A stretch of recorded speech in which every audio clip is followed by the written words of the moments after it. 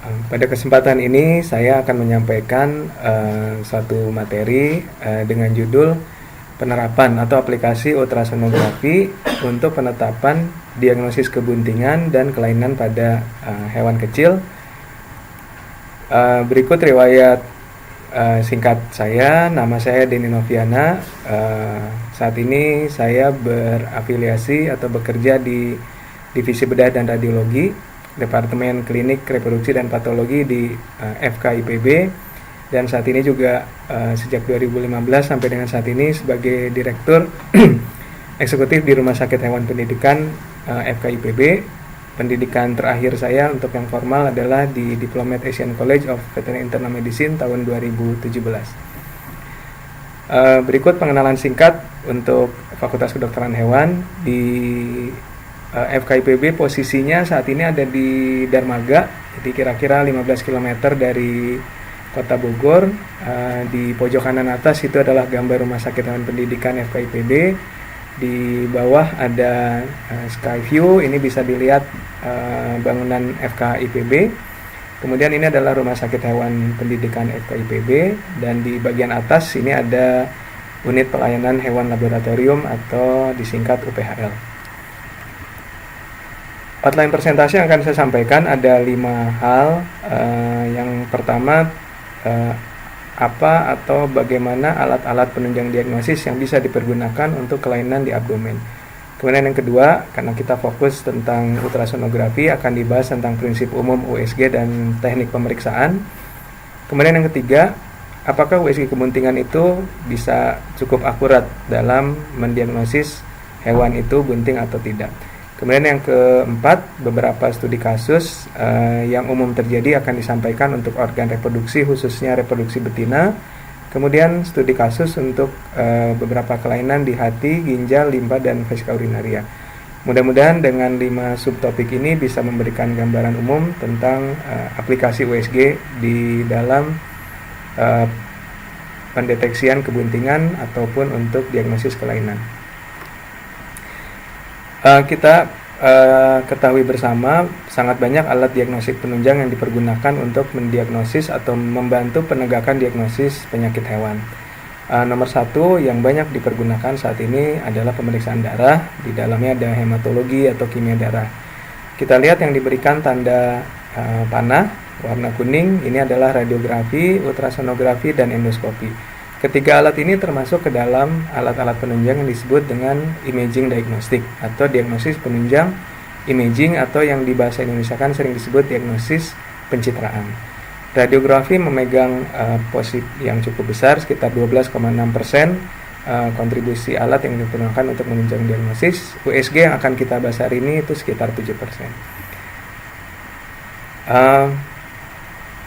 Akan dibahas pertama terkait dengan pemanfaatan radiografi. Ini sebagai pengenalan bagaimana radiografi itu, apa perbedaan antara radiografi dengan ultrasonografi. Radiografi itu menggunakan sumber energi berupa listrik yang dilewatkan di dalam tabung vakum yang hampa udara. Ada arus listrik atau elektron yang berpindah dari katoda ke anoda, keluarlah sinyal yang disebut sinar X atau X-ray. Kemudian sinar tersebut dimanfaatkan untuk mendiagnosis atau mencitrakan gambar-gambar organ. Prinsip dalam penggunaan sinar X, kita perhatikan di gambar tengah bahwa selain tidak terkena sinar primer yang arahnya datang dari alat sinar X, yang membantu handling itu juga sebisa mungkin tangannya tidak terkena langsung. Kemudian kita lihat juga penggunaan apron atau alat pelindung. Di sebelah kanan ini adalah contoh tampilan hasil dari radiografi. Di slide berikutnya ini kita bisa lihat tampilan dari organ abdomen. Pencitraannya kita bisa melihat struktur eksternal atau bayangan dari organ. Ada beberapa angka yang ditunjukkan. Di sini batas-batas pengambilan gambar X-ray di dalam abdomen. Di bagian dorsal ini ada tulang punggung atau os vertebrae lumbalis. Kemudian di bagian kranial ada diafragma. Kemudian di bagian kaudal ini sebagian dari tulang kokse. Kemudian di ventral itu adalah bagian lipatan dari abdomen yang harus masuk. Kemudian di bagian bawah ada angka-angka keterangan yang menunjukkan organ-organ tersebut, dimulai dari nomor 1 hati, nomor 2, nomor 3 ini bagian dari lambung, Nomor 4 dan 5 ini ginjal, ini nanti akan kita bahas untuk beberapa kasus yang terjadi dengan USG, nomor 4, 5. Kemudian nomor 1 juga hati yang akan kita bahas. Kemudian nomor 9 vesika urinaria, dan yang terakhir nomor 6, 7, dan 8 itu adalah bagian dari saluran pencernaan, yaitu usus halus dan usus besar. Apa perbedaan antara radiografi dan ultrasonografi? Kalau radiografi menggunakan sinar listrik yang dirubah menjadi sinar atau berubah menjadi elektron dan keluar menjadi sinar X. Sementara ultrasonografi prinsipnya menggunakan sama sinar listrik, tapi sinar listrik tersebut dirubah menjadi gelombang suara dengan frekuensi yang sangat tinggi. Alat untuk merubah gelombang listrik menjadi gelombang suara itu alat yang kita sebut bernama probe atau sering disebut istilahnya transducer. Kemudian keluarlah gelombang suara. Kita lihat ilustrasi yang di bawah sini, ini gelombang suara. Kemudian gelombang suara tersebut dipantulkan, kita sebut namanya echo. Echo ini akan ditangkap lagi oleh probe, dirubah lagi menjadi gelombang listrik sehingga terbentuklah gambar yang namanya sonogram. USG pertama kali dipergunakan untuk mendeteksi ketebalan lemak pada sapi. Ini contoh alat USG yang ditemukan tahun 1960. Saat ini USG berkembang sangat pesat. Di bagian bawah kita bisa lihat USG yang dipergunakan untuk abdomen pada hewan kecil. Ini adalah beberapa contoh USG yang saat ini dipergunakan. Secara umum USG dibagi menjadi dua, ada USG stasioner dan USG portable. USG stasioner biasanya ditempatkan atau dipergunakan di rumah sakit hewan yang besar, sementara portable bisa juga di rumah sakit hewan, klinik hewan, dan bisa juga dipergunakan untuk aktivitas di lapangan atau yang sifatnya mobile. Berikutnya ini adalah contoh bagaimana USG itu berkembang sangat pesat. Kita lihat di sini ada tampilan sonogram atau USG yang kita sebut dengan tampilan color flow Doppler. Color flow Doppler ini kita bisa melihat adanya arah aliran darah di dalam suatu struktur organ. Yang kita tampilkan atau yang sedang ditampilkan di sini adalah fetus kucing. Ini adalah abdomennya fetus. Kemudian ini daerah kepala fetus. Yang terlihat ada warna biru dan merah. Ini menunjukkan adanya arah aliran atau adanya aliran darah di dalam fetus. Ini adalah pembuluh darah di fetus. Dan di bagian yang agak bawah ini yang saya tunjuk dengan menggunakan pointer, ini adalah jantung. Sementara yang berwarna merah di luar, ini adalah pembuluh darah dari induk yang nanti akan menuju ke plasenta. Berikutnya ini adalah tampilan USG yang terbaru, yang terakhir saat ini ada, yaitu USG 4 dimensi. Di sebelah kiri ini adalah USG 2 dimensi yang saya yakin saat ini sudah banyak sekali klinik atau rumah sakit hewan atau mungkin praktek mandiri yang memiliki alat USG ini. Jadi kita bisa lihat yang diberikan marker bulat ini adalah bagian kepala fetus, kemudian ke bawah ini adalah jantung fetus. Jadi dengan menggunakan USG kita bisa melihat struktur internal dari jaringan lunak, dalam hal ini adalah fetus. Sementara tampilan di sebelah kanan ini adalah tampilan dari 4 dimensi.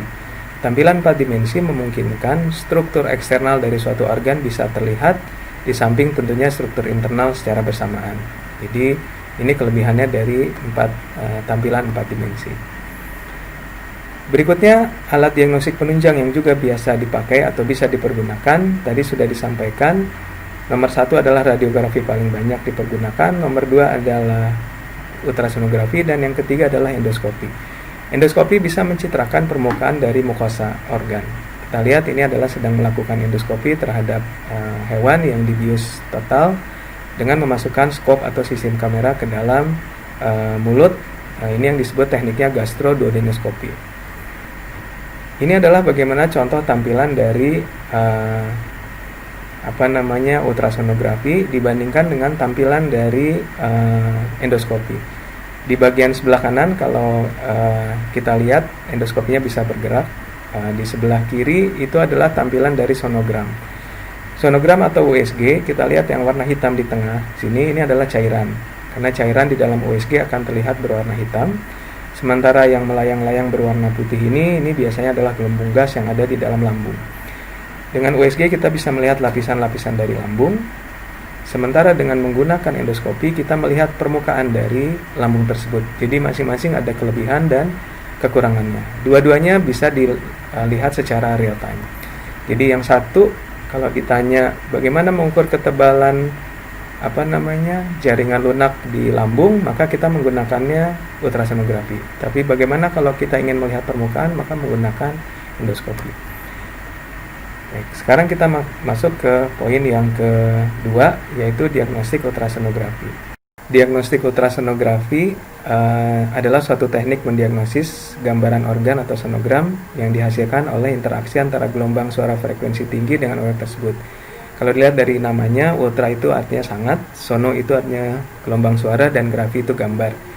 Jadi dari penamaannya kita bisa lihat teknik ini adalah menggunakan gelombang suara dengan frekuensi yang sangat tinggi. Sifat fisik dari ultrasonografi ini menggunakan frekuensi yang sangat tinggi, 2 sampai dengan 15 mega. Kita ketahui gelombang suara yang bisa didengar oleh manusia adalah hanya berkisar dari 20 sampai dengan 20.000 Hz. USG ini dapat berpindah melalui suatu medium yang paling baik adalah cairan.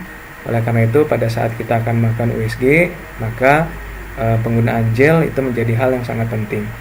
Satu kelemahan dari USG adalah dia tidak bisa berpindah melalui udara, atau sering yang disebut dengan namanya acoustic barrier. Oleh karena itu, probe memang harus menempel kepada jaringan atau permukaan kulit hewan agar dia bisa mencitrakan gambaran dari suatu organ. Berikut ini adalah beberapa jenis probe yang dipergunakan baik di hewan kecil, hewan besar, maupun di beberapa satwa liar. Kita bisa lihat di sini ada angka yang di depan. Contoh, kita ambil probe yang paling besar ini yang bentuknya konveks. Di sini tertulis angka 35C50. C yang di sebelah sini itu menggambarkan singkatan dari konveks. Konveks ini artinya jenis probe yang berbentuk seperti lengkung seperti ini. Sementara L contohnya di sini yang 75L60. L ini artinya adalah linear. Angka 35 kembali yang di depan ini menunjukkan frekuensi awalnya itu kisaran dari 3,5 mega. Angka yang di belakang 50 itu adalah menunjukkan batas frekuensi akhir dari gelombang dari probe tersebut. Berikutnya kita lihat tampilan dari jenis-jenis probe. Berikut sonogram yang dihasilkannya.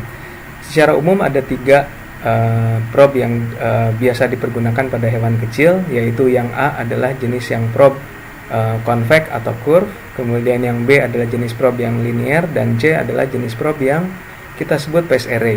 Yang C ini yang dipergunakan untuk USG jantung. Berikutnya adalah tentang prinsip dasar interpretasi USG. Prinsip dasar interpretasi gambar didasarkan kepada berapa banyak sinar yang diteruskan atau berapa banyak sinar yang dipantulkan kembali oleh probe sehingga terbentuk dari gambar. Oleh karena itu, ada 3 jenis kelompok. Yang pertama kita sebut namanya hyperechoic atau hyperechoic. Tampilannya nanti terlihat berwarna putih. Ada juga yang disebut dengan hypoechoic atau berwarna abu-abu, dan yang disebut dengan anechoic atau berwarna hitam. Struktur yang berwarna hitam sebagian besar adalah yang bersifat cairan. Struktur yang berwarna hypoechoic atau abu-abu adalah jaringan lunak, sementara yang bersifat warna putih ini cukup banyak yang mungkin terbentuk. Bisa dibentuk oleh jaringan ikat, bisa dibentuk oleh tulang, udara, ataupun oleh lemak. Kita lihat ini adalah tampilan dari radiografi. Kita bisa melihat beberapa huruf yang menunjukkan jenis dari organ. L itu contohnya adalah liver, K kidney, kemudian SP spleen, BL ini bladder. Kemudian ini adalah tampilan dari ultrasonografinya. Jadi contohnya liver, tampilan struktur internalnya adalah seperti di bagian atas kita bisa lihat di sini. GB di sini menunjukkan adanya adalah gallbladder atau kantong pedu. Sementara untuk ginjal kita bisa melihat lapisan kapsula, korteks sampai dengan medula. Berikutnya adalah animasi dari struktur abdomen yang ada di dalam tubuh hewan. Kita lihat di animasi berikut. Ini adalah bagian toraks. Kemudian di warna biru itu adalah batas-batas organ yang kita bisa lihat. Di bagian kranial ada diafragma, dorsal ada tulang punggung, dan di belakang ada tulang pelvis atau tulang kokse.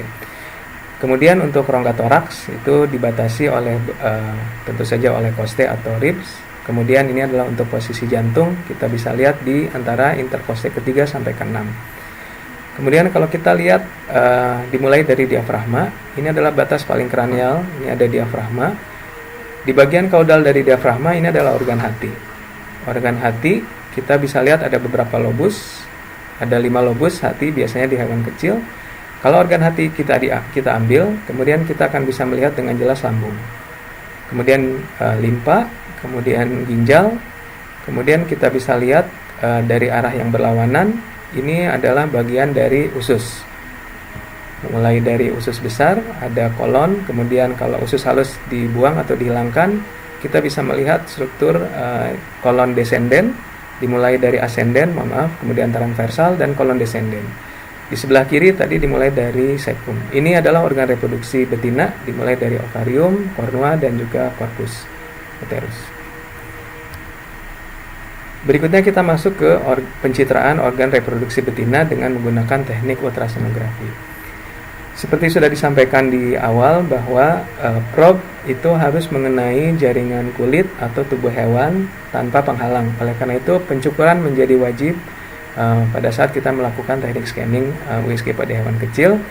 Pada saat melakukan pencukuran yang harus diperhatikan, selain handling tentu saja hati-hati dengan puting dari hewan tersebut, terutama pada hewan yang diduga bunting. Biasanya putingnya memang lebih kemerahan dan sangat aktif sehingga sangat cukup berbahaya pada saat kita melakukan pencukuran kalau tidak terlalu hati-hati.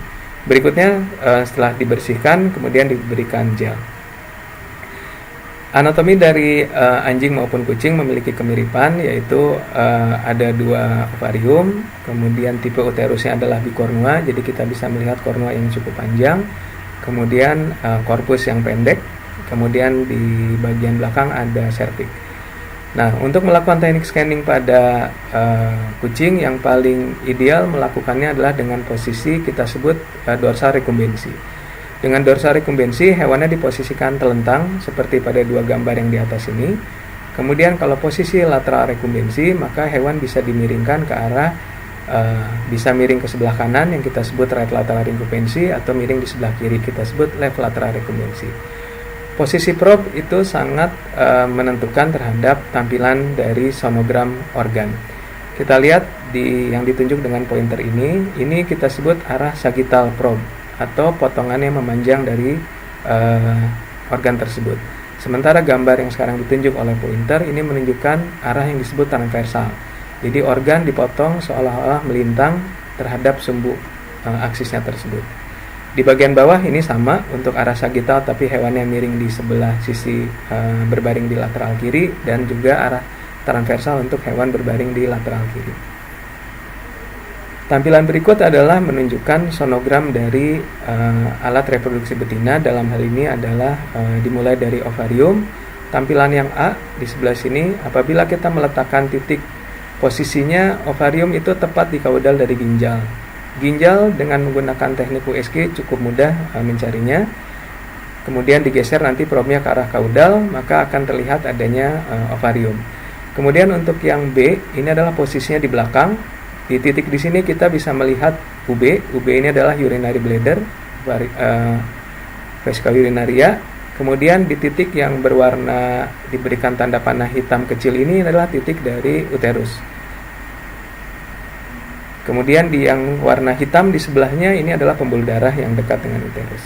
Kemudian yang di titik C ini sebenarnya tampilannya sama dengan yang B, hanya yang B adalah transversal, jadi potongan yang melintang. Sementara yang C potongannya memanjang, jadi uterus terlihat di bagian bawah ini memanjang yang ditunjukkan oleh tanda panah warna hitam. Berikutnya ini adalah tampilan yang satu dengan menggunakan radiografi, yang satu dengan menggunakan ultrasonografi untuk penentuan usia kebuntingan. Kita ketahui sebetulnya penentuan kebuntingan dengan menggunakan radiografi tidak disarankan karena radiografi memiliki efek radiasi ionisasi yang dapat berbahaya kepada perkembangan fetus, terutama diakibatkan karena fetus sel-selnya masih sangat aktif untuk bermitosis. Di samping sebelah kanan ini adalah dengan menggunakan USG. Dengan menggunakan X-ray biasanya baru terdeteksi di usia 38 hari, sementara dengan USG kita bisa deteksi pada usia sekitar 2 minggu. Ini tampilan USG kebuntingan dengan menggunakan USG biasa 2 dimensi. Bahkan dengan semakin terampilnya seorang dokter, pada usia 10 hari di anjing maupun di kucing sudah bisa terdeteksi kebuntingan. Dengan latihan yang semakin baik pada usia 7 hari sebetulnya sudah bisa terdeteksi, namun hal ini perlu dilakukan dengan baik karena seringkali kebuntingan tersebut tersamarkan dengan loop atau putaran dari usus yang pada saat dia terpotong melintang itu memang hampir sama. Namun pada usia 10 hari sudah cukup jelas terlihat. Berikutnya kita lihat ini adalah usia kebuntingan dengan 17 hari, namun dengan menggunakan probe yang sifatnya linier. Kita bisa lihat ini probenya tipenya linier. Kemudian kita bisa lihat ini adalah fetus, kantung kebuntingan, mohon maaf. Ini kita bisa lihat ada cairan amnion yang berwarna hitam atau anechoic kita sebut. Kemudian ini kantung kebuntingan yang luar yang berwarna hypoechoic atau abu-abu. Kemudian di bagian dalam kita bisa melihat sudah terbentuk juga jaringan lunak, tapi kita masih melihat bentuknya masih berwarna abu-abu. Artinya fetus masih belum terbentuk tulang di fetus tersebut. Usia berikutnya yang kita bisa lihat adalah usia di 22 hari. Ini dengan menggunakan probe yang konveks. Kelebihannya probe yang konveks, scanningnya sangat luas dibanding yang linear. Kita bisa melihat ada satu kantung kebuntingan, kemudian di pojok sebelah kiri kita bisa lihat kantung kebuntingan yang lain, kemudian di bagian bawah juga satu kantung kebuntingan. Jadi kita bisa memperkirakan sekaligus usia jumlah dari fetus tersebut, di samping juga mengetahui perkembangannya. Ini usia 22 hari. Masih belum terlihat adanya pertumbuhan dari skeletal. Kemudian berikutnya ini adalah usia grafit 25 hari.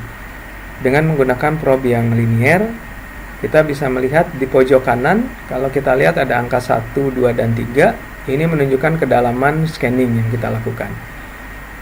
Satuannya di sebelah sini adalah cm, jadi dengan scanning 3 cm, kita sudah cukup bisa mendiagnosis kebuntingan grafit kucing yang berusia 25 hari. Kedalaman ini sangat penting dilakukan, karena sangat penting diperhatikan, karena banyak sekali kesalahan yang terjadi pada saat deteksi kebuntingan, akibat terlalu dalam atau terlalu profundal pada saat kita melakukan setting kedalaman. Di sini kita sudah bisa melihat ada detak jantung fetus. Kemudian kita bisa melihat plasenta yang cukup jelas di sini. Jadi plasenta kita bisa deteksi pada usia 25 hari kebuntingan. Berikutnya adalah usia grafit di 40 hari kebuntingan. Sudah mulai terlihat jelas ada bagian kepala fetus di sebelah kiri gambar. Kemudian ini adalah struktur tulang koste, kita bisa lihat. Kemudian jantung sudah bisa terlihat jelas, kemudian bakal paru mengelilingi dari jantung tersebut. Kemudian di bagian belakang ini adalah bakal dari hati. Ini di usia grafit 40 hari. Berikutnya ini adalah summary atau rangkuman dari temuan ultrasonografi dibandingkan antara kucing dan anjing. Jadi kantung kebuntingan di kucing sudah bisa terdeteksi dengan baik pada usia 7 hari. Sementara di anjing disarankan usia 20 hari adalah yang paling aman bagi dokter untuk mendiagnosis. Plasenta di kucing bisa terdeteksi di 14 hari, di anjing di 22 sampai 24 hari, dan seterusnya. Kalau kita bisa lihat di sini, maka kira-kira tulang itu terbentuk di usia sekitar 1 bulan. Begitu pula di anjing di usia sekitar 1 bulan. Untuk penentuan usia kebuntingan di anjing, di kucing maupun di anjing, terutama di kucing, bisa dilakukan penentuan usia kebuntingan dengan menggunakan gestational sac diameter atau kantung kebuntingan, bisa menggunakan diameter kepala, diameter badan, dan juga yang disebut dengan crown ram length atau panjang dari ujung kepala sampai dengan ke bagian ekor. Nanti di slide berikutnya kita bisa lihat beberapa slide yang menjelaskan hal tersebut. Diameter kepala bisa dipergunakan pada saat usia kebuntingan lebih dari 30 hari, sementara dengan gestational sac itu di usia kurang dari 30 hari. Ini adalah contoh pengukuran untuk gestational sac diameter. Yang diukur itu bisa panjang, ditunjukkan oleh angka 2 di sini, bisa juga tinggi, atau mungkin kita sebut juga bisa lebar, ini ditunjukkan dengan angka 1. Kemudian nanti bisa dimasukkan ke dalam rumus kalkulasi kebuntingan. Saat ini sudah banyak beberapa alat USG yang khusus untuk hewan yang sudah ada beberapa aplikasi rumus kebuntingan. Jadi pada saat kita cukup tinggal melakukan entry data terhadap penentuan panjang dan lebar kebuntingan. Slide berikutnya menunjukkan teknik pengukuran yang lain, yaitu dengan menggunakan diameter kepala atau sering disebut dengan head diameter, HD, bisa juga dengan menggunakan BD atau body diameter, kemudian bisa menggunakan CRL atau crown ram length. CRL ini dimulai dari ujung paling rostral, kemudian sampai ke belakang. Berikutnya kita lihat di sini adalah contoh tabel yang melakukan pengukuran memperkirakan usia kebuntingan di kucing. Jadi kita lihat di sini ada sumbu yang ke atas, ini sumbu Y.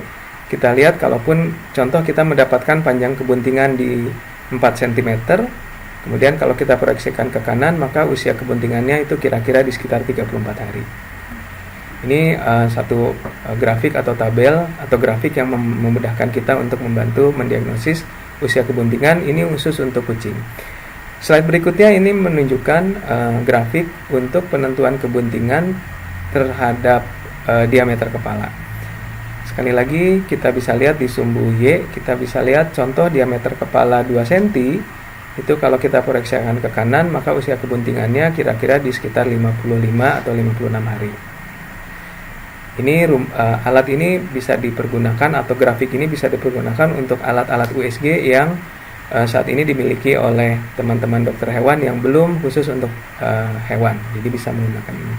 Slide berikutnya menunjukkan penentuan usia kebuntingan di anjing dengan menggunakan rumus.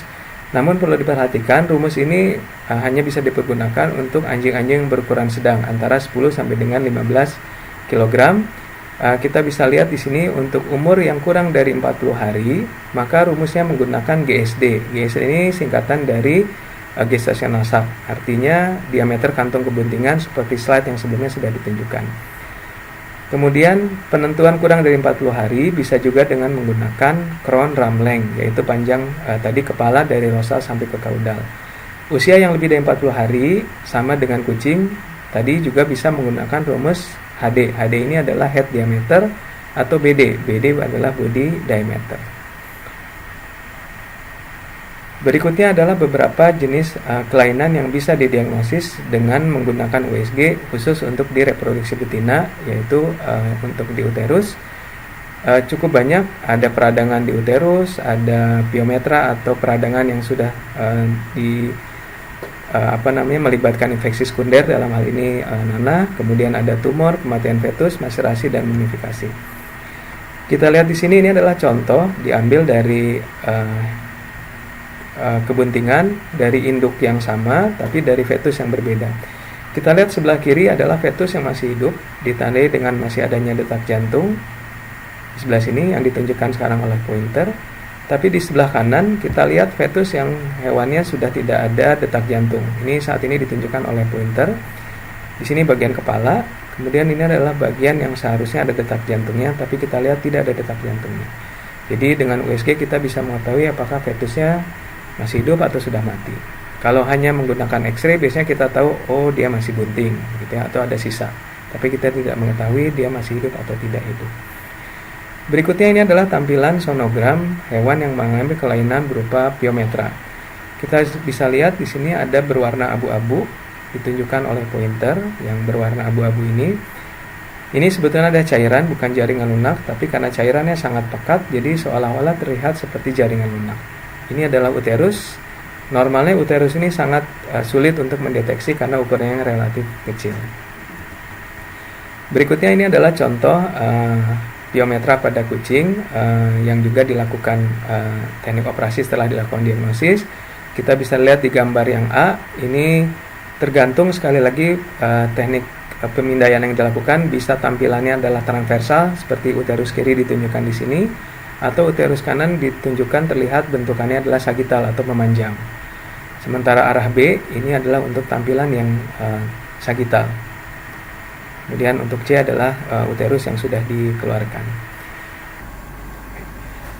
Berikutnya kita akan masuk apa saja kelainan-kelainan pada abdomen yang dapat didiagnosis dengan USG. Tadi kita sudah masuk di bagian awal untuk organ reproduksi. Berikut adalah data rekam medik yang ada di RSAP FKIPB untuk berbagai jenis kelainan di abdomen maupun di toraks yang penetapan diagnosisnya dengan menggunakan ultrasonografi. Bisa dilihat di sini nomor 1 adalah hepatobiliari, yaitu hati, kantong empedu, dan saluran empedu. Itu menempati persentase yang tinggi, yaitu sekitar 32%. Kemudian jantung, kemudian reproduksi dan perkemihan, kemudian pencernaan, dan yang terakhir adalah limfa dan limfoglandula. Berikut kita masuk ke beberapa teknik pemeriksaan organ di abdomen. Yang pertama adalah teknik pemeriksaan ginjal. Kita ketahui ginjal ada 2, di sebelah kiri dan di sebelah kanan, dengan posisi organ ada di daerah retroperitoneal. Teknik pemeriksaan ginjal bisa dilakukan dengan 2 cara. Yang pertama, hewan dimiringkan di sebelah kiri atau kanan seperti pada gambar terlihat di sini, dengan meletakkan probe-nya itu tepat di posisi diperkirakan ginjalnya berada. Yang perlu diperhatikan adalah penggunaan dari probe-nya. Kita bisa lihat di sini baik probe yang linier maupun probe yang konveks, dua-duanya bisa dipergunakan, disesuaikan dengan keperluannya. Untuk probe yang linier, tampilan layarnya atau sonogram yang dihasilkan akan lebih baik dibanding yang konveks. Yang perlu juga diperhatikan dengan USG ginjal adalah terutama dari lateral, ini adalah tulang koste. Biasanya ginjal kanan agak lebih sulit sedikit karena posisinya lebih kranial dibanding ginjal yang sebelah kiri. Slide berikutnya menjelaskan posisi dari pindaian probe dengan gambar yang sonogram yang dihasilkan dari pindaian tersebut. Kita bisa lihat di sini untuk gambar yang A, posisi probe-nya adalah memindai atau men-scanning bagian ginjal di bagian kranial. Gambar yang di atas ini adalah untuk potongan ginjal yang melintang atau kita sebut transversal. Kemudian gambar yang di paling bawah ini adalah untuk potongan ginjal yang disebut sagital atau memanjang. Di sebelah kiri ilustrasi ginjal, kita bisa lihat di bagian paling luar ada kapsula. Kapsula di sonogram terlihat hiperekoik atau putih. Kemudian kita bisa lihat juga korteks. Di sini korteks terlihat berwarna abu-abu, medula, dan di bagian tengah yang kita sebut namanya pielum. Di sini bisa dilihat perbedaan hasil scanning dengan menggunakan USG yang probe yang tipenya konveks dengan probe yang tipenya linear pada organ yang sama. Kita bisa lihat probe dengan linear mencitrakan ginjal lebih baik dibanding yang konveks. Namun untuk pengukuran ginjal maka konveks memiliki keunggulan karena kita bisa melihat keseluruhan ginjal dengan lebih utuh. Berikut ini adalah contoh bagaimana ginjal yang mengalami kelainan. Kita bisa lihat di sini tampilan ginjal yang hanya terlihat bagian dari kapsulanya saja, ini di bagian luar sini. Sementara di bagian dalam kita hanya bisa melihat satu lapisan putih, kemudian terbentuk bayang-bayang hitam di bagian bawah. Ini adalah contoh bagaimana ginjal yang di dalamnya ada batu atau sering kita sebut nefrolithiasis. Jadi ginjal tidak tercitrakan utuh, hanya bagian kapsula dan sebagian dari korteks. Kemudian di bagian berikutnya kita bisa melihat ginjal, ini bagian luar yang diberikan tanda kepala panah warna putih, batas luar ginjal. Sementara kita bisa melihat struktur yang bulat anekoik berisi cairan. Ini adalah contoh ginjal yang mengalami gangguan adanya kista. Penyakit atau gangguan kista di hewan kesayangan terutama kucing dengan hal ini adalah raspersia merupakan hal yang sering ditemukan. Teknik berikutnya adalah teknik pemindaian untuk vesika urinaria. Di sini kita bisa melihat teknik pemindaian yang sifatnya adalah sagital. Kemudian ada juga teknik pemindaian yang transversal. Ini adalah hasil sonogram. Di slide berikutnya kita bisa melihat ini untuk pemindaian kucing, sebenarnya sama saja dengan yang tadi di anjing.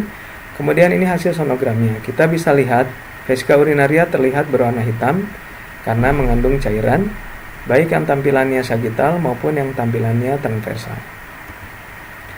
Berikutnya adalah contoh kasus yang sering terjadi pada anjing maupun pada kucing.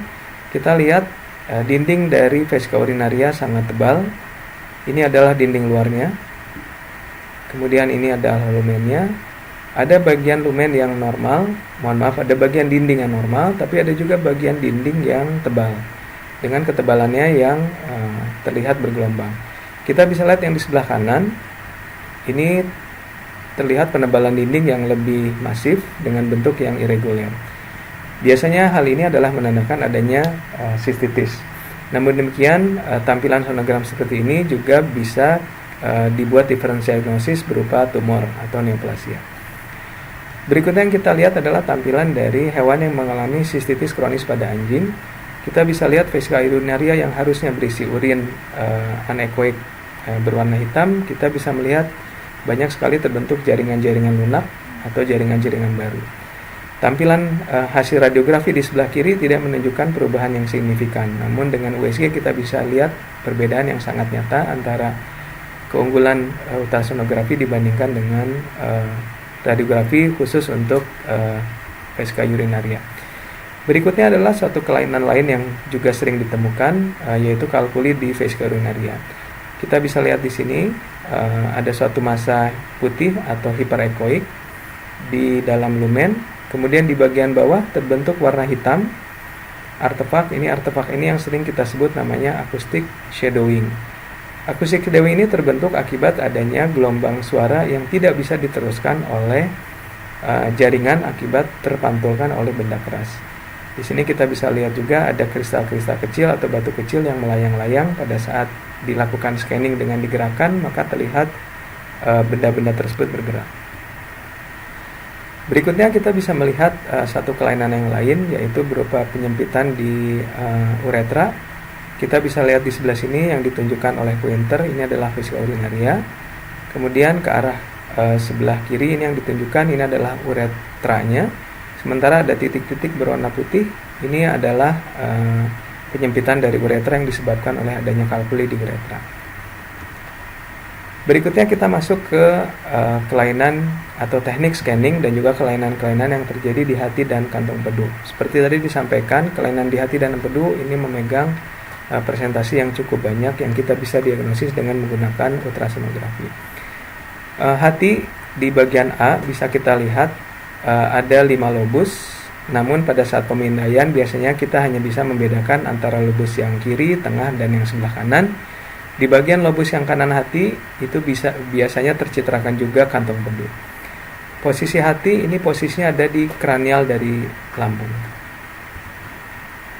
Berikutnya ini adalah tampilan dari radiografi untuk memudahkan kita melihat posisi hati. Hati dalam hal ini ditunjukkan oleh nomor 3, posisinya tepat di kaudal dari diafragma. Kemudian nomor 1 dan 2 ini menunjukkan dari lambung. Jadi kita bisa melihat, kita perhatikan di sini hati posisinya ada di dalam atau seolah-olah tertutupi oleh koste. Kita bisa lihat ini adalah koste yang ke-13, 12, 11, dan 10. Oleh karena itu, pada saat kita akan memindai hati, maka probe-nya harus kita posisikan nanti ke arah kraniodorsal dari hewan. Slide berikutnya menunjukkan posisi probe dari hati untuk pemeriksaan hati. Kita lihat di gambar yang tengah ini, probe-nya diarahkan ke kraniodorsal. Di bagian bawah juga kita bisa lihat untuk scanning USG di kucing, juga probe diposisikan ke arah kraniodorsal. Slide berikutnya menunjukkan tampilan sonogram berupa organ hati dengan menggunakan tampilan 2 mode atau 2B mode, brightest mode atau USG biasa. Kemudian yang sebelah kiri untuk USG dengan color Doppler. Kita lihat cukup yang sebelah kanan saja dengan menggunakan USG 2 dimensi. Kita bisa melihat di bagian bawah yang hiperekoik ini adalah diafragma. Kemudian ini semua struktur hati. Di bagian tengah kita bisa melihat yang warna hitam dengan dinding warna putih, ini adalah vena cava. Kemudian juga berwarna hitam tapi tidak ada dindingnya, ini adalah percabangan dari vena hepatica. Berikutnya ini adalah contoh kelainan dari organ hati. Di bagian bawah kanan ini adalah hasil radiografi. Kita hanya bisa melihat ada suatu pembesaran di daerah posisi untuk hati, tapi kita tidak mengetahui dengan pasti seperti apa tampilan dari hati. Di bagian atas ini adalah sonogram dari hati. Kita bisa lihat struktur dari hati yang tidak homogen. Yang ditunjukkan oleh tanda panah ini kita lihat adalah massa dari neoplasia dengan tekstur yang terkadang terlihat berwarna putih, terkadang ada abu-abu dan juga bercampur abu-abu yang berwarna agak hitam. Ini adalah contoh dari hati yang mengalami neoplasia. Berikutnya kita bisa melihat organ hati yang juga mengalami neoplasia dalam kondisi hewan yang juga mengalami efusi peritoneum. Pada saat kondisi efusi peritoneum seringkali dengan radiografi kita sudah tidak bisa lagi melakukan interpretasi gambar karena cairan sifatnya menghalangi tampilan dari organ-organ abdomen. Kelebihannya ultrasonografi justru dengan adanya cairan maka akan sangat memudahkan kita untuk melakukan interpretasi terhadap kelainan di organ. Kita lihat ini struktur hati dengan beberapa lobus yang mengalami adanya neoplasia di hati. Di bagian bawah bisa kita lihat juga ada pembesaran dari kantung empedu yang sangat signifikan. Berikutnya ini adalah untuk teknik scanning di kantung empedu. Teknik scanning kantung empedu sama dengan teknik scanning untuk hati dengan posisi pemindaian di sebelah kanan. Kantung empedu akan terlihat berwarna hitam anekoik dengan struktur atau bentuk yang bulat. Ini adalah tampilan kantung empedu normal di anjing. Kita bisa lihat di bagian bawah ini ada diafragma, kemudian ini adalah hati, yang di sebelah sini adalah kantung empedu, bagian luar ini adalah dinding kantung empedu. Kemudian kita lihat di sebelah kiri sini yang berwarna cukup banyak putih, ini adalah sebagian dari pylorus dan juga duodenum proximal. Tampilan berikut kita bisa melihat adanya kelainan dari empedu berupa distensi dan biliary sludge gallbladder dari anjing. Kita lihat ukuran kantung empedu sangat besar. Ini diakibatkan adanya sumbatan di saluran empedu. Kemudian kita bisa lihat juga kantung empedu yang berisi endapan. Melebihi mungkin lebih dari 80% kalau kita lihat dari tampilan di sonogram ini. Slide berikutnya kita bisa melihat kalkuli atau batu di empedu atau yang sering kita sebut dengan kolelithiasis. Kolelithiasis di tampilan sonogram terlihat berupa massa hiperekoik di dalam kantung empedu. Tampilan di hewan ini juga kita sebetulnya bisa melihat kantung empedu yang terdiri atas dua lobus. Ini lobus yang pertama, kemudian di sebelah sini ini adalah lobus yang kedua. Jadi hewan ini memiliki kita sebut namanya bilobus gallbladder juga dengan ada kelainan kolelithiasis. Organ berikutnya yang akan kita bahas adalah limpa. Kita ketahui limpa posisinya ada di sebelah kiri hewan.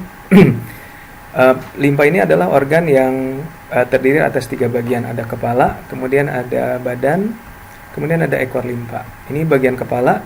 Bagian kepala limpa biasanya berposisi di sekitar daerah fundus dan juga dekat dengan ginjal yang sebelah kiri. Kemudian bagian badan, kemudian bagian ekor limpa. Posisi limpa ini posisi yang sering atau mudah bergerak, terutama di bagian korpus dengan bagian ekor. Posisinya dia biasanya tidak selalu harus di lateral sebelah kiri, kadang dia agak pindah ke tengah.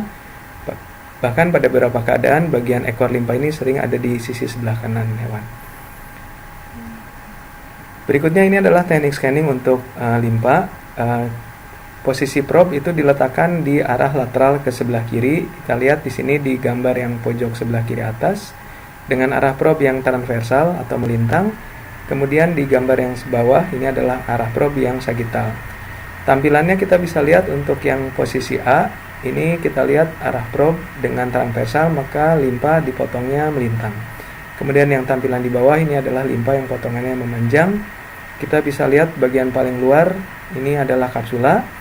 Kemudian bagian tengah yang terlihat hiperekoik dilambangkan atau dituliskan BD, ini adalah bulu darah atau lebih tepatnya adalah vena splenica. Kemudian ini adalah bagian dari pupa merah dan pupa putihnya limpa atau parenkimnya limpa. Berikutnya kita lihat adalah movie atau secara real time limpa. Kita lihat ini di bagian atas ini adalah limpa. Bagian bawah yang warna putih atau hiperekoik ini adalah kapsulanya. Di bagian bawah kita juga bisa lihat beberapa terlihat ada lapisan-lapisan. Ini adalah bagian usus yang juga terpindai. Di bagian bawah yang terlihat bulat ini juga usus tapi yang berisi makanan atau mungkin berisi feses. Berikutnya kita lihat beberapa contoh kelainan yang terjadi di limpa. Ini adalah limpa yang mengalami kelainan berupa neoplastic infiltration atau hemangiosarkoma. Kita bisa lihat teksturnya sama sekali tidak homogen. Kemudian ukurannya membesar. Kemudian beberapa bagian terlihat multinodul dengan batas kapsulanya yang juga tidak jelas. Ini kita bisa lihat dengan baik menggunakan ultrasonografi. Jika diperlukan ingin mengetahui jenis tumornya tersebut, bahkan bisa lebih lanjut dilakukan dengan biopsi menggunakan FNA teknik, juga menggunakan guided ultrasonografi yang juga sering dilakukan untuk penentuan jenis tumornya. Berikutnya ini adalah tampilan sonogram kucing yang mengalami feline infectious peritonitis. Kita ketahui jenis penyakit ini menyerang multiorgan, mulai dari ginjal, liver, dan ditandai dengan peradangan pada peritoneum yang sangat hebat. Kita lihat dengan pointer ditunjukkan peritoneum yang menebal sangat signifikan. Kemudian kita melihat adanya akumulasi cairan di ruang abdomen yang terlihat berwarna hitam atau anechoic. Berikutnya adalah tampilan atau beberapa contoh aplikasi USG pada berbagai hewan selain hewan kecil dan hewan anjing kucing yang tadi sudah disampaikan. Ini adalah beberapa dokumentasi pribadi dari saya yang telah melakukan berbagai macam teknik USG pada hewan. Ini kita lihat adalah teknik USG pada mamalia laut, dalam hal ini adalah dugong. Kita bisa lihat di sini untuk melakukan scanning pada dugong dilakukan dengan dilakukan pengeringan kolam. Kita ketahui dugong adalah mamalia laut, jadi dia bisa bernafas dengan menggunakan paru-paru, bahkan bisa tahan katakanlah sampai 30-40 menit tanpa air. Namun pada saat scanning biasanya dilakukan dengan dilakukan penyiraman air di bagian tubuh atau dengan menggunakan handuk basah agar lembab. Di sebelah kanan ini melakukan teknik yang namanya ekokardiografi atau USG jantung. Kita bisa melihat berbagai macam ruangan-ruangan jantung dimulai dari atrium, ventricle sampai dengan katup. Kita bisa lakukan pemindaian dengan baik. Berikutnya adalah teknik USG untuk di satwa liar. Kita bisa lihat di sini ini dengan scanning untuk harimau. Di sebelah kiri ini dilakukan di Animal Sanctuary Trust di daerah Bogor, di daerah Megamendung. Kemudian ini juga teknik scanning untuk primata, dalam hal ini adalah oa. Satwa-satwa liar seperti primata, terutama yang captive atau yang ada di dalam lembaga konservasi, biasanya kita lakukan teknik scanning untuk paru-paru dan juga abdomen, khususnya untuk organ hati. Berikutnya ini juga sama untuk harimau, namun ini adalah untuk program breeding yang dilakukan di Taman Safari Indonesia di Cisarua, Bogor. Kita bisa melihat ini tampilan sonogram. Ini adalah ovarium dari harimau Sumatera. Ini hampir seukuran, bisa dikatakan ukurannya ginjal di kucing, jadi sangat besar. Kita bisa melihat yang warna hitam-hitam ini adalah folikel-folikel dari yang terlihat di ovarium. Jadi kita bisa melihat perkembangan folikel, bahkan tentu saja kita bisa melakukan pengukuran folikel-folikel tersebut. Berikutnya adalah pemeriksaan USG untuk dolphin di gelanggang Samudra Ancol. Kita bisa lihat sini, terutama organ satwa liar seperti ini adalah untuk reproduksi. Ini adalah pemeriksaan OA, juga dilakukan di RSAP, dan juga terenggiling yang juga dilakukan di RSAP. Terakhir, ini adalah summary beberapa kelebihan dari ultrasonografi. Kelebihannya, ultrasonografi bisa dilakukan tanpa tranquilizer atau anestesi, khususnya di anjing kucing. Namun untuk hewan liar seperti harimau, kemudian beberapa hewan liar lainnya memang perlu dibius. Kemudian di hewan kecil dapat dilakukan pada hewan yang sadar. Kemudian cukur rambut harus dilakukan.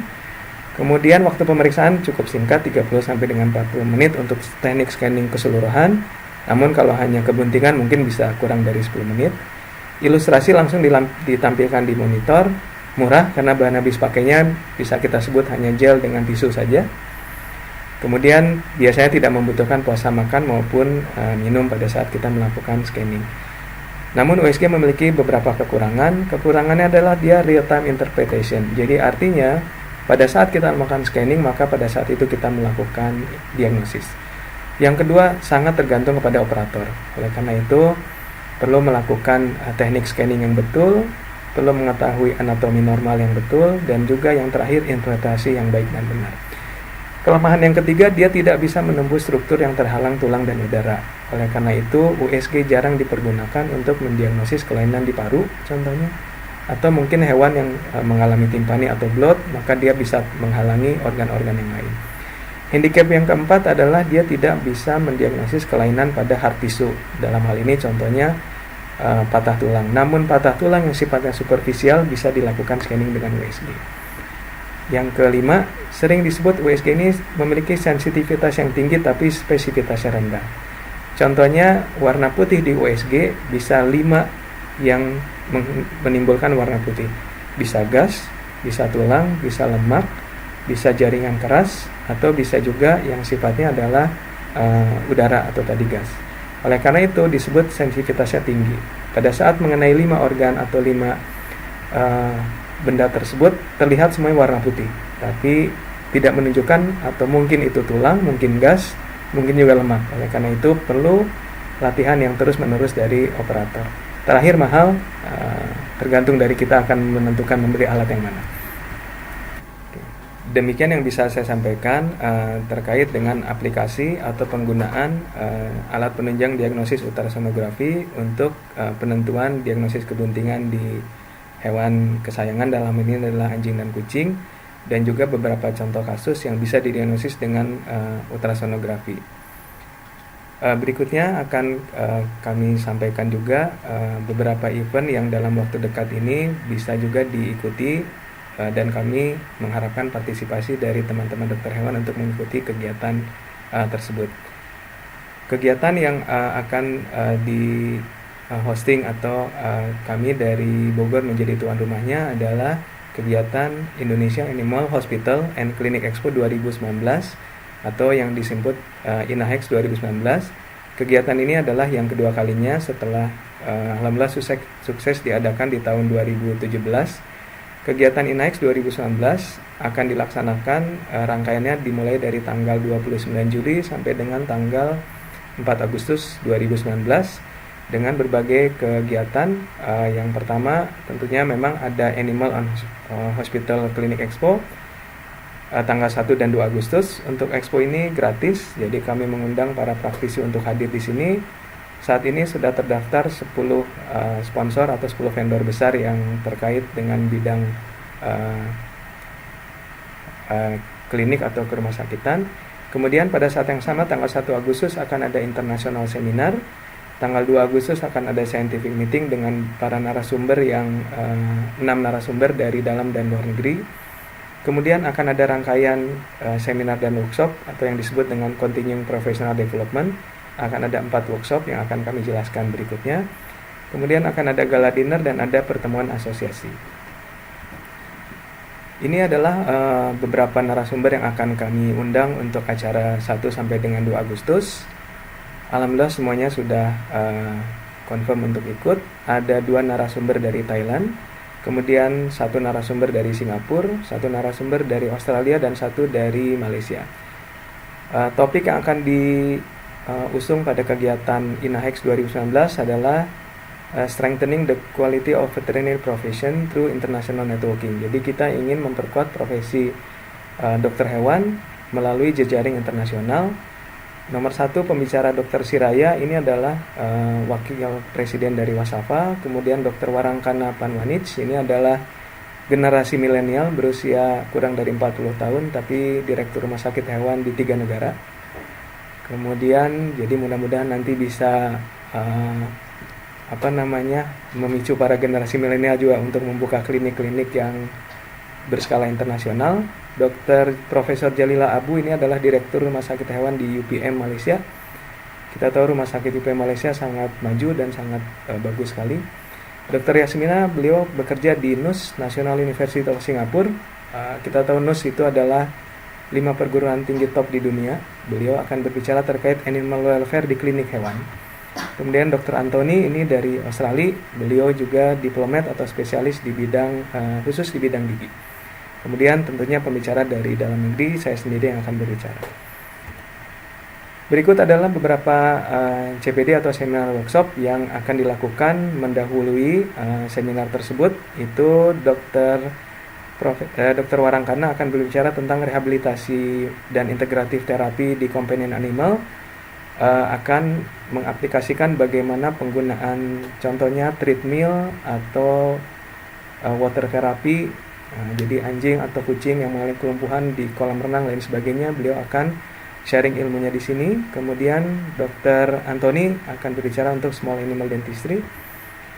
Kemudian Pembicara dari kita ada Dr. Ivan, Dr. Anton, dan Dr. Budi khusus untuk di Small Animal Orthopedic, dan juga nanti ada Small Animal Cardiology 1 untuk gelombang 2, karena gelombang 1 alhamdulillah sudah terlaksana juga di bulan Maret. Ini untuk gelombang 2 kami juga mengundang para praktisi untuk hadir. Masing-masing event ini limitnya terbatas atau seatnya terbatas hanya untuk masing-masing 24 orang. Demikian yang bisa saya sampaikan terkait beberapa aktivitas yang akan dilaksanakan dalam waktu dekat. Terima kasih. Assalamualaikum warahmatullahi wabarakatuh.